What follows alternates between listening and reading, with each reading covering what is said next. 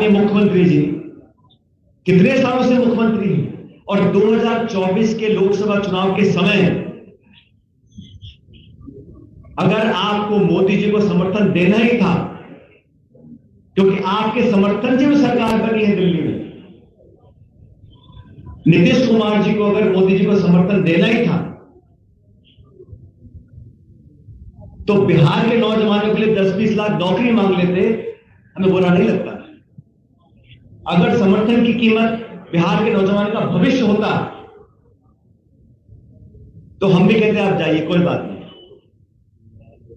जो भाजपा 400 पार का नारा देकर लोगों को भ्रमित कर रही थी चुनाव प्रचार में, संविधान की मूल भावना से खिलवाड़ करने की घोषणा करती थी मंच पे खड़े होकर, जनता ने सबक सिखाया और 240 पे लाकर टिक दिया।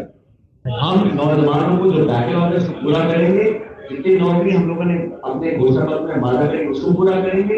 लेकिन हमारी अगर सरकार जब बनेगी, निश्चित रूप से बनेगी, सरकार बनने के बाद पहली प्राथमिकता नौजवानों को रोजगार की नौकरी के अवसर मिले, निवेश हो, उद्योग लगे। पिछले सालों में बिहार में कितना निवेश हुआ है, कितनी फैक्ट्री लगी है, कितना उद्योग लगा है। एक मुद्दे को लेकर 26 दिन तक यात्रा की। उस यात्रा का उद्देश्य क्या था आप सब ने भी सुना। बिहार के नौजवानों को पलायन करने के लिए जो मजबूर किया जा रहा है उस पर रोक लगाई जा रही है। नौकरी और बेहतर अवसर ढूंढने के लिए ऐसा नहीं है कि लोग बाकी प्रदेशों से दिल्ली मुंबई नहीं जाते हैं या बड़े शहरों में नहीं जाते हैं, विदेश नहीं जाते हैं, लेकिन वो बेहतर अवसर तलाशने के लिए जाते हैं, उसमें किसी को आपत्ति नहीं। लेकिन पलायन लोग किस परिस्थिति में करते हैं इस पर हमें ध्यान देना पड़ेगा। अव्यवस्था, गरीबी, लाचारी, अविश्वास, जिस जिले गांव देहात में लोगों को मन में विश्वास नहीं है कि हम 2 जून की रोटी कमा सकते हैं, BA करने के बाद भी नौकरी के नाम पर छलावा मिलेगा, अधिकार के नाम पर लाठी मिलेगी, तो मजबूरन बच्चों का पेट पालने के लिए जो लोग प्रदेश छोड़कर जाते हैं। और सिद्धि भाई सही कह रहे थे, पूरे देश में आज बिहार के लोग जाकर मजदूरी का काम करते हैं, लेबर का काम करते हैं, छोटे मोटे रोजगार ढूंढते हैं। ये परिस्थिति क्यों पैदा हुई? ये 1-2 दिन में नहीं बनी, सालों साल तक बिहार के साथ जो भेदभाव हुआ, बिहार के शासकों ने यहां जो नौजवानों की अनदेखी करी, 2 पीढ़ियां निकल गई और आज ये हालात बन गए हैं कि पूरे बिहार के नौजवान अपना भविष्य अंधकार में देखते हैं। और ये बहुत दुख की बात है।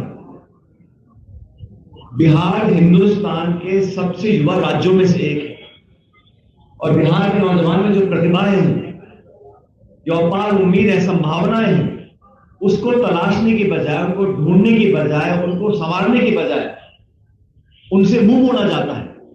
जो लोग सत्ता में बैठे पटना में आज, माननीय मुख्यमंत्री जी कितने सालों से मुख्यमंत्री हैं और 2024 के लोकसभा चुनाव के समय अगर आपको मोदी जी को समर्थन देना ही था, क्योंकि आपके समर्थन से वो सरकार बनी है दिल्ली में, नीतीश कुमार जी को अगर मोदी जी को समर्थन देना ही था तो बिहार के नौजवानों के लिए 10-20 लाख नौकरी मांग लेते, हमें बुरा नहीं लगता। अगर समर्थन की कीमत बिहार के नौजवान का भविष्य होता तो हम भी कहते आप जाइए, कोई बात नहीं। जो भाजपा 400 पार का नारा देकर लोगों को भ्रमित कर रही थी चुनाव प्रचार में, संविधान की मूल भावना से खिलवाड़ करने की घोषणा करती थी मंच पे खड़े होकर, जनता ने सबक सिखाया और 240 पे लाकर टिक दिया। उसके बाद नीतीश कुमार जी के समर्थन से सरकार का निर्माण हुआ। सरकार बनने के बाद शासन व्यवस्था में दिल्ली और पटना की सरकार ने नौजवानों को कितनी जगह दी है। पिछले समय में जो फर्जीवाड़ा हुआ, जो धोखाधड़ी हुई, पेपर लीक हुआ, लोगों के मन में नौजवान अगर व्यवस्था पे विश्वास नहीं करेंगे, नौकरी प्रक्रिया चयन में उनका विश्वास नहीं रहेगा, ये बहुत खतरे की बात है देश और समाज के लिए। मैं धन्यवाद देना चाहता हूं युवक कांग्रेस का, NSUI का। उन्होंने बिहार के नौजवानों की अल्प को जगाने का काम किया है।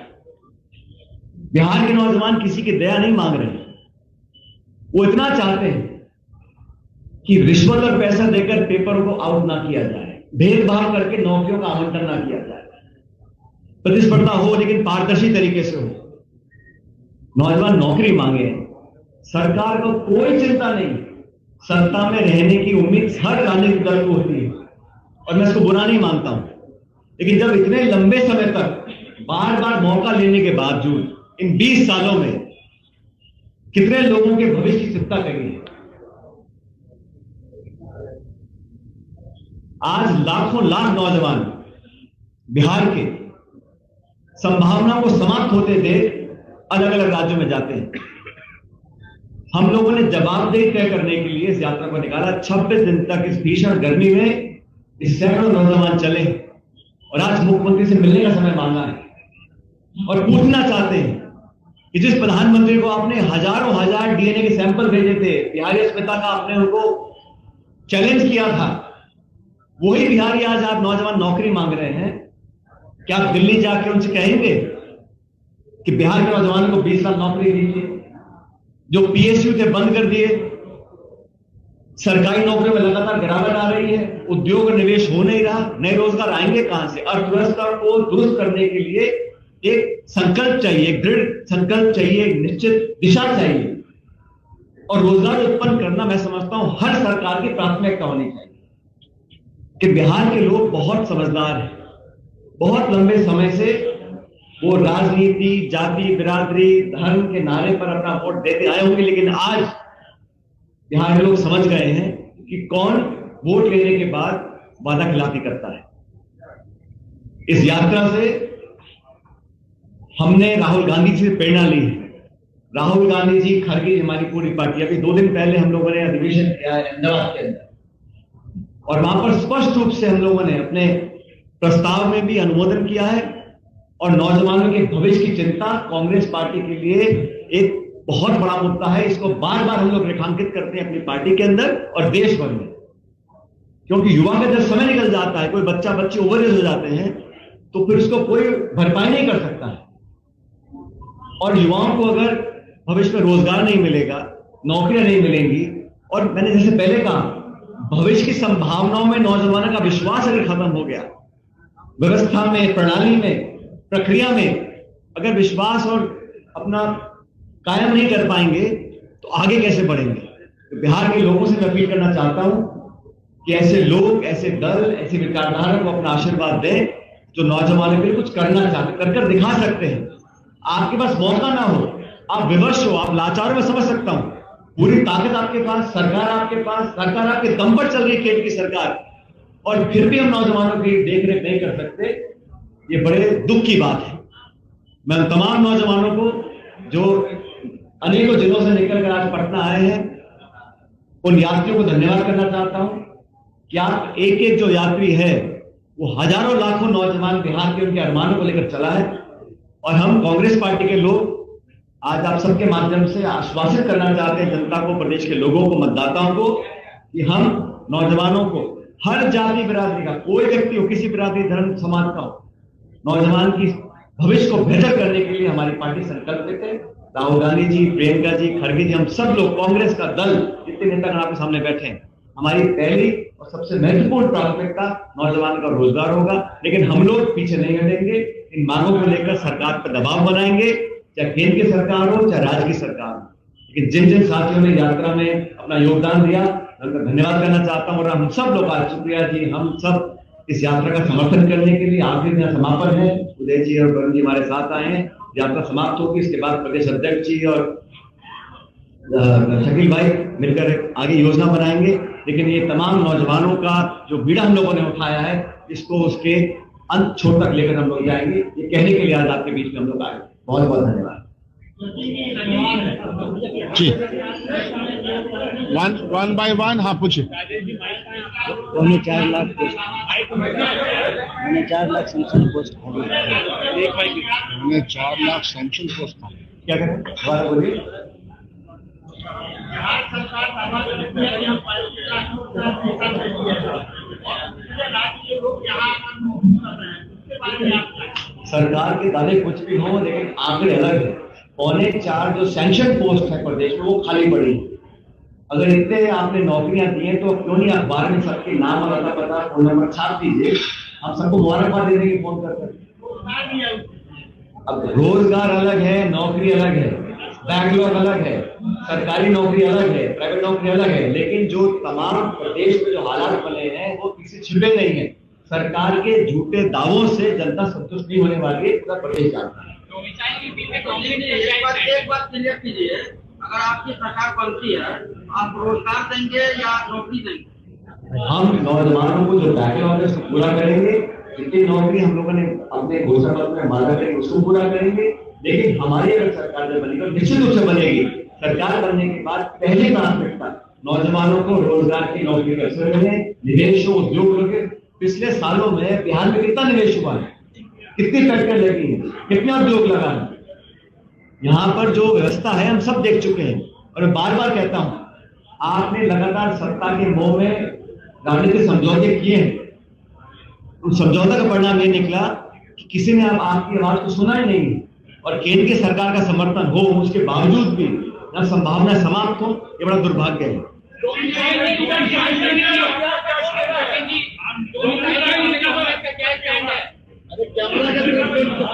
अभी तो चुनाव डिक्लेयर नहीं हुआ, जब चुनाव डिक्लेयर होगा तब गठबंधन चुनाव लड़ेगा, चुनाव बहुमत से जीतेगी, उसके बाद निर्णय होगा।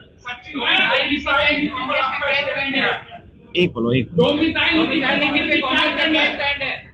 हमारी पार्टी का स्टैंड बड़ा क्लियर है, जो लायक है, जो प्रदेश का है उसको प्राथमिकता मिलनी चाहिए।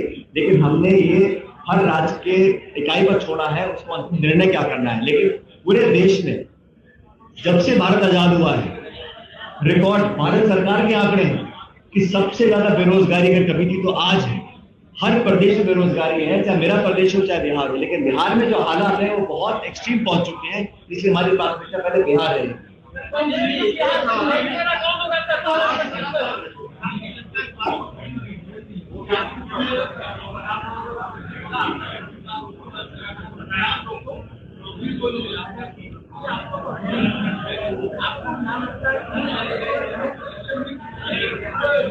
देखिए, हर पॉलिटिकल पार्टी राजनीति करती है, लेकिन जहां तक हमारी बात है, हम इस मुद्दे को आगे लेकर इसलिए आए क्योंकि तमाम दलों ने इसको प्राथमिकता नहीं दी। और कांग्रेस पार्टी हो, हमारा frontal organisation youth Congress NSUI है, अगर हम नौजवान की बात करते हैं तो क्या गलत कर रहे हैं?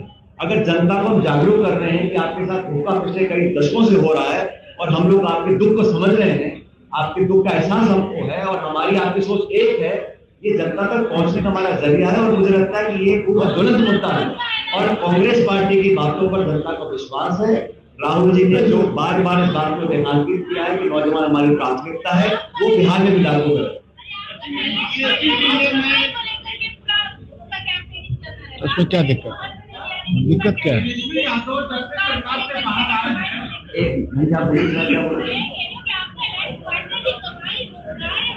वही मुद्दा है, ठीक है ना? क्या तो दिक्कत है? बहुत अच्छी बात है, बहुत अच्छी बात है। हमारा अलायंस पार्टनर है और हमारी भी सोच सबके युवाओं के लिए है, रोजगार मिलना चाहिए, इसमें दिक्कत किस हो सकती है?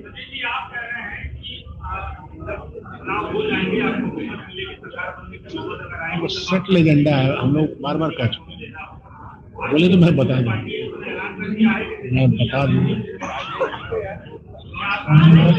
मैंने आपको पहले कहा, जब अधिसूचना जारी होगी, हमारा गठबंधन है और हम लोग मजबूती से चुनाव लड़ेंगे।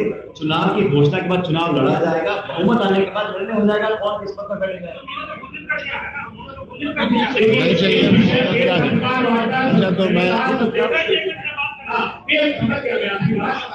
मैं भाई बोले